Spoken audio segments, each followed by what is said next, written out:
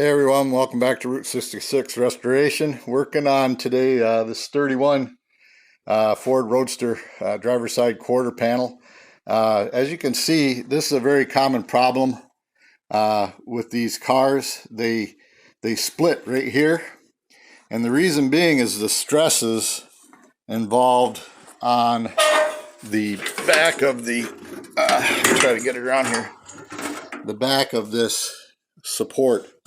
So these supports crack right in here. As you can see, I've welded this up with the MIG.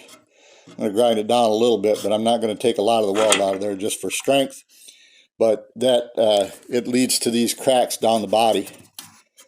And so now I've got to get this pushed back into shape where it's supposed to be and then weld this back up. So that's the next part of the project. Just taking a break from the 57 at the moment. Sometimes you got to walk away and do something a little different. So working on this thing. Talk to you later.